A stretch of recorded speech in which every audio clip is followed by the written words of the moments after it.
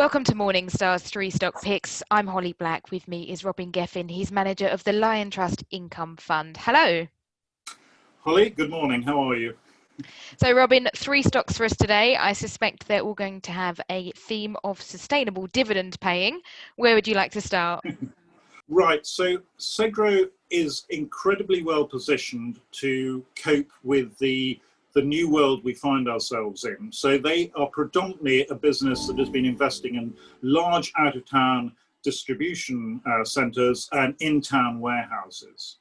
So that their tenants are typically people like Amazon, the supermarket chains.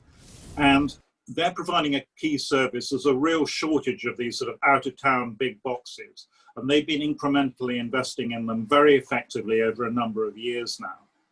And what's happened this year that has really cemented it is that if you look at people like British Land and Land Securities, the other two FTSE 100 property stocks, they have experienced this year incredibly low rent collection from their tenants, whether it's in shopping malls or whether it's in office space, and sort of 33% quarterly collections is probably about where those companies are. But SEGRO is collecting 93% of their quarterly rents with no problem at all. And anybody that doesn't pay for warehouse storage inside town or their big box distribution centre outside town strategically by motorways, anybody that tenants that don't pay, they're out because there's a queue of people wanting to go in. So it's very much part of this technology revolution, revolutionising how we shop, how we get things delivered, how we pay for it. And I think that's incredibly important. Okay, and what is stock number 2? Stock number 2 is Visa. Visa's a company that I've owned for a long time. It has a fantastic dividend growth perspective, grew last year 20%, 15% compound over a number of years now. It's an incredibly well-run company.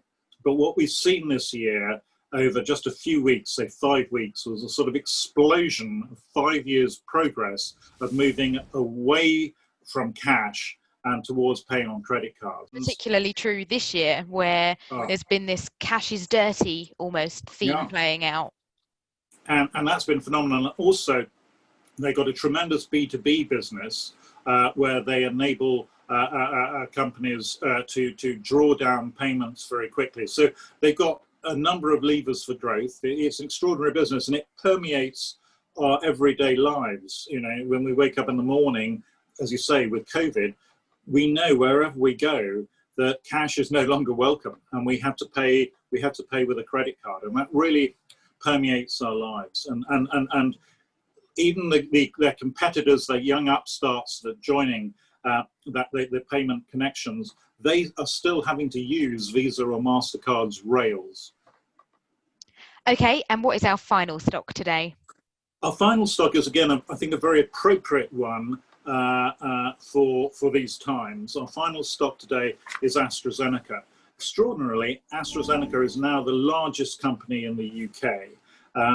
And at the beginning of the year, it wasn't actually in the top 5. So it's the largest FTSE 100 company, around about 7% of the market.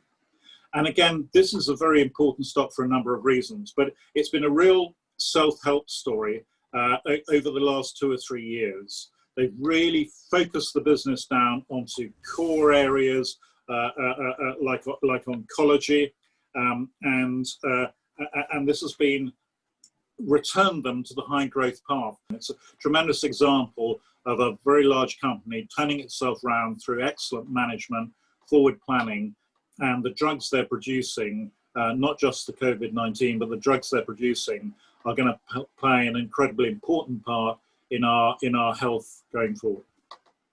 Robin, thank you so much for your time. For Morningstar, I'm Holly Black.